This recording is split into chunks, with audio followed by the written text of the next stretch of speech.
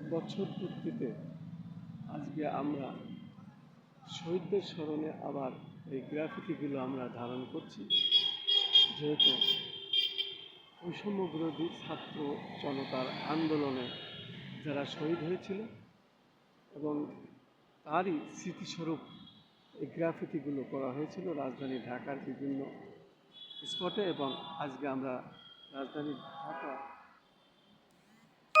বিশেষ করে ঢাকা বিশ্ববিদ্যালয় এলাকাটি আমরা এসেছি এবং সেটাই আমরা দেখে যাচ্ছি।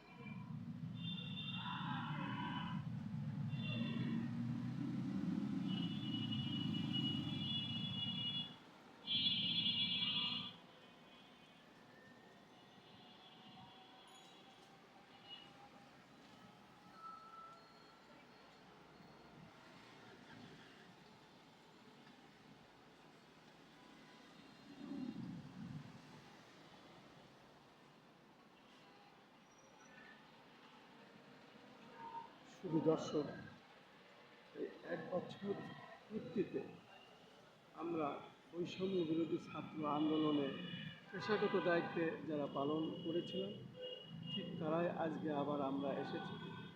এই গ্রাফিতিগুলো আমরা ধারণ করলাম এক বছর পরে, বিশেষ করে ঢাকা বিশ্ববিদ্যালয়ের আশপাশে যে দেওয়ালে সেই গ্রাফিতিগুলো আমরা ধারণ করলাম এবং সেগুলোই আমরা আজকে দেখানোর চেষ্টা করছি আমাদের চ্যানেলগুলির পক্ষ থেকে। আমি খন্দকার মাসুদুজ্জামান ধারাবাহিকভাবে যে কাজগুলো আমি করে থাকি তার ধারাবাহিকতায় সেটাই আজও আমি করে যাচ্ছি এবং দেখিয়ে যাচ্ছি। প্রায় এক বছর পূর্তি হতে চলল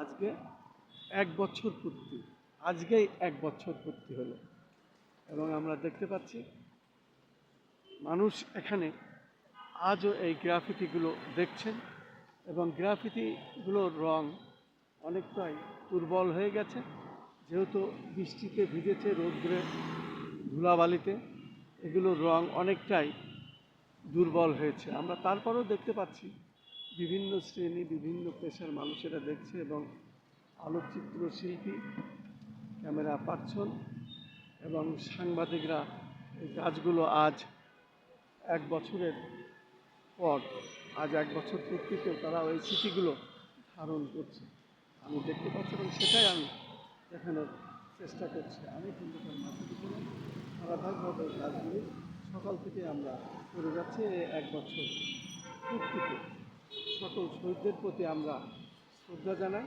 সালাম জানাই। আসসালামু আলাইকুম।